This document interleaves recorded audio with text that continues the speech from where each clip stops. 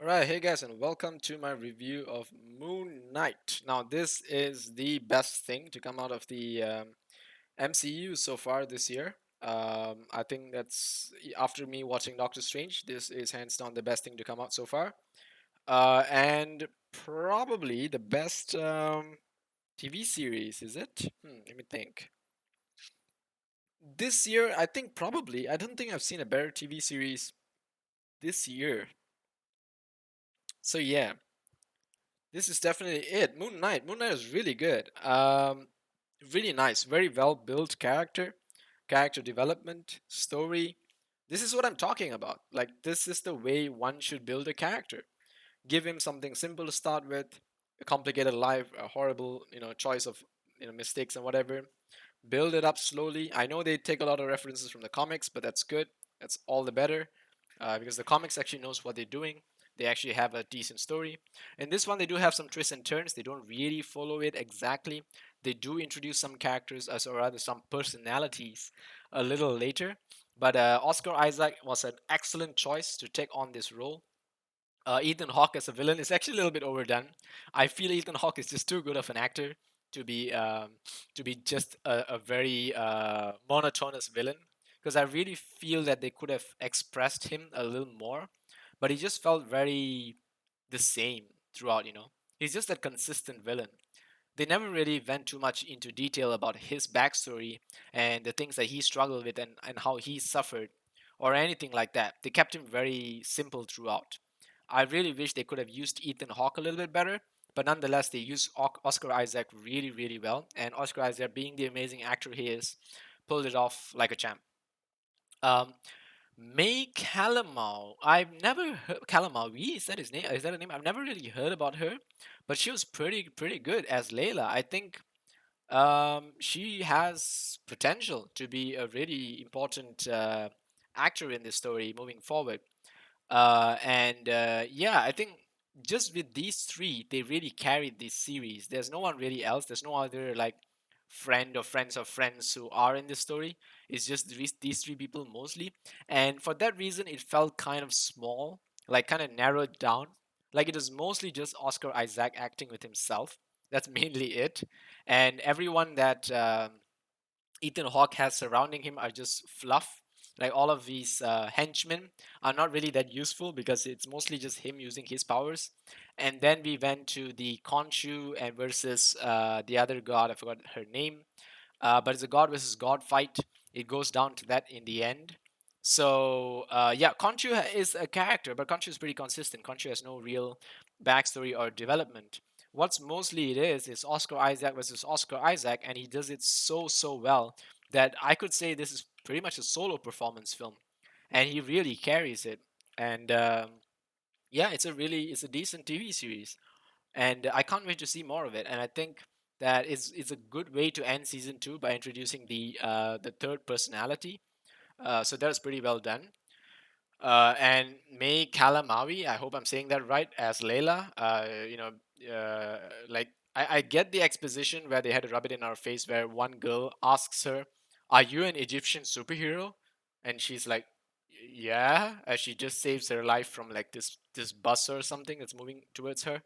I'm like, did you need to say that? The girl could have just said thanks, or yeah, and I think we would have understood that she's an Egyptian superhero. So I don't know. It's a bit of self explanation, that yeah, you get it anyway.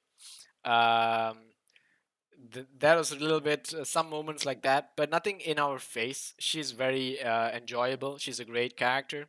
She really pulls off that supporting role really well for the Moon Knight. Oscar Isaac is pretty much all that carries the Moon Knight, and he's all there is necessary. That is necessary. Khonshu is there, but Khonshu's role as well is a very sort of like how can you put it, anti-hero sort of god. He's not really a hero, but he just wants to do the thing that he intends to do as a god, which is, uh, he believes that the evildoers should be punished only after they've made the choice of doing evil, and that's what Conchu is doing. Whereas this guy's Ethan Hawke's god is like, wants to reprimand people before they even do the evil. It's a sort of predicting the evil that they're going to do, sort of questioning the idea of free will and the possibility of it. So yeah, I think it's decently done. The first 2 3 episodes I feel could have been trimmed down a little bit. They did sort of take us around a loop a little much. And then 4 and 5 was a lot of character building, a lot of character development, a lot of backstory. So, but I think it was nice. I think the way they took it from that complete confusion into understanding what's really happening and then bringing us closer and closer to the core story. I think that was well done, but I think they could have done it a little bit faster just so that we got to the story a little sooner, and then they could have spent more time, in the world building aspect of the story. Because one of my favorite moments in this Moon Knight TV series is actually him going through his mental asylum, trying to understand moments of his past, and I think that was done really, really well. Like, just the fact that he has such a dark history of the his abusive childhood, the choice that he made that ended up having his brother murdered, and he didn't know much because he was a kid, but he sort of knew to some extent that he had made a mistake, and that guilt is what forced him to sort of reside into his own mind, and damaged him mentally. And his abusive mother pushed him over the edge so that he actually developed another personality. I think that was an amazing story. The way they built that backstory was very well done. These other characters that they had so much potential because they are all also avatars of their respective gods, but they didn't really do anything. Like, look at this, there's so many other people here, but they were useless against this one god that turns up to defeat all of them. And then even Khonshu is like so. The only real reason they could defeat that god is because the third personality shows up out of Mark and Steven's body, and that third personality sort of ends the series. So he turned out to be a Mary Sue in the end, where he just pulled out a third personality, and then the series ended. There was no real reason, like the character development helped Mark Spector escape the from being sent to the afterlife. That was where the character development helped.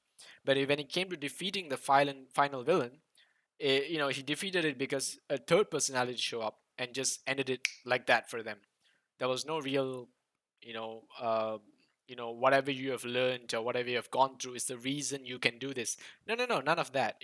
He fails once again. He's unable to live up to his true potential once again. So a third personality shows up to do the thing that Mark Spector can't, and that's how the story ends. So for me, I think that it's nice to know the third personality shows up and there's more to the story, but that being the reason the story ends sort of feels underwhelming because it beats away all of the character development that was worked on. As he goes to the asylum and all of that, learning about himself, about his past, about his dark history, the relationship Mark Spector builds with what's the other guy? Steven, yeah, the relationship Mark builds with Steven, I think was the best part of the story. Basically, the relationship Oscar Isaac builds with Oscar Isaac is the best part of the story. But even that was not the reason they defeat the villain in the end. The real reason they defeat the villain is because they are just not good enough. Their backstory is not good enough. There is a third character that shows up. And so that abrupt ending, I feel, was sort of taking a step back on the character development, but then again builds us to a second season. And I think that's just what these TV series are meant to do. It's just going to stretch it out a little more and maybe play something more interesting in the next one. So I'm not sure. I just hope that there's not going to be another personality that shows up at the end of season 2 to tell that oh, we're going to develop this third personality so well, but at the end of the second season a fourth one is going to show up. This is the reason why you know uh, they're going to defeat the new villain, because all these three personalities are not good. So a fourth one is going to show up. Guess what? At the end of the third season, a fifth one is going to show up because these four personalities are not good enough. You get what I mean? We don't want it to be that. We want it to be that whatever they develop the characters for in their story is the reason that they're able to achieve whatever they want to in the end, and then maybe a greater evil shows up, and that's when the new personality needs to take charge. I think that would have been nice, but nonetheless, Oscar Isaac, simply brilliant. Ethan Hawke, I think, was just too good of an actor for this. Not really able to live up to his full potential because a lot of the focus was on Oscar Isaac. And May Kalamavi, I think, she has a lot of potential as the new superhero, Egyptian superhero. They don't have to shove it in our face. I think we get it. She's a new Egyptian superhero. They should just do the show don't tell sort of thing.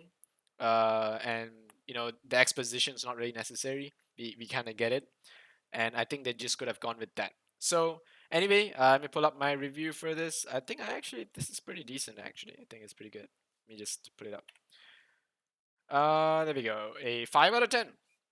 Um, the cinematography okay, graphics so subpar, music nothing memorable for me. I think because I did go and listen to the Moon Knight tracks after I watched the series as well, because there were one or two interesting themes, but just not that great. I feel superhero themes need to be a little bit better.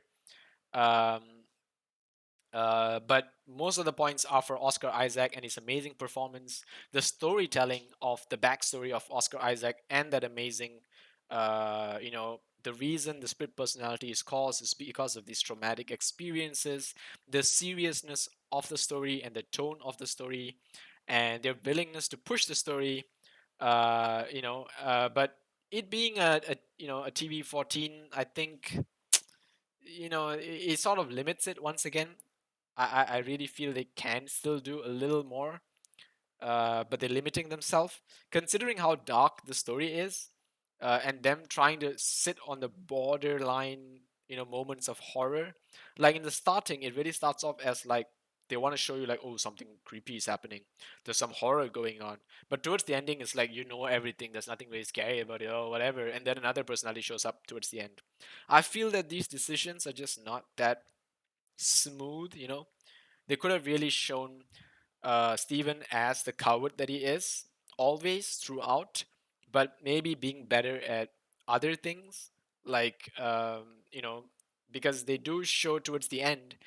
Steven and Mark sort of swapping in and out of their two personalities, trying to defeat the villain. And I really like some very intelligent moments where the villain grabs him by the cape, but Mark Spector's Moon Knight transformed to Stephen Grant's Moon Knight, so the cape disappears because Stephen Grant's Moon Knight is a guy wearing a tux.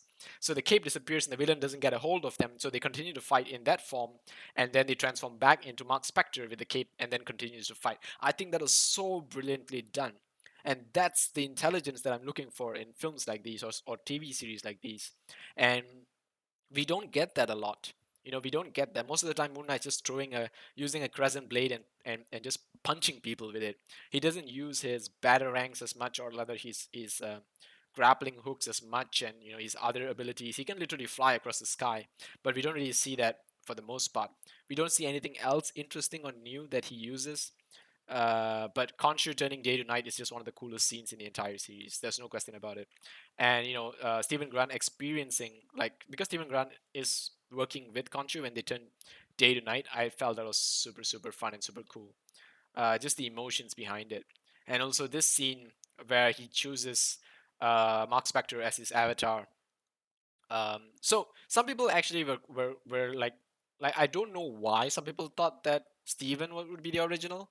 I think for me it was too obvious that Mark had to be the original because Khonshu would have only picked the original as his avatar. You get what I mean? Like if I'm an Egyptian god, I would not pick an alternate personality. Actually, you know what? Yeah, it's totally subjective, right? This is a fictional movie. You could totally pick a sub personality as an avatar. But for me, at least, I always suspected that it would have been the original. And plus, yeah, I've read the comics, so sort of spoiler for me. I knew that it has to be Mark Spector, and a lot more personalities to come, and a lot more, insight into DID, I guess, dissociative identity disorder, or split personality, or multiple personality disorder. There are some variations, but in this, I think we get to explore that. And with Oscar Isaac's amazing performance, I think it's just super fun and super cool. But I feel it's just too much of him. No one else is doing enough. Like everyone else in the series is, look at him. It's just him. It's just him. The hippo is fun, cute, but that's about it. They couldn't use Ethan Hawke well enough. Everyone else is just so much of a side character that yeah, it feels too much of a solo performance. So yeah, I'm looking forward to maybe something more in season two, maybe more characters, and maybe the story building actually amounting to some sort of a better finale rather than just relying on a new personality each time. So yeah, that's it from me. So a 5 out of 10. But don't be too upset because it could have been 6. You can take it as a 4. IMDb has it at a 7.6. Actually, that's not a bad rating. So, yep, that's it about it. That's about it from me. I am looking forward to season 2. I think this is amazing. I think it was a really good start to 2022, and um, yeah, they definitely can push it. They definitely can push it.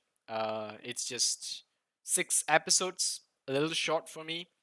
Maybe 4 more. Maybe you know, use the backstory a little bit better.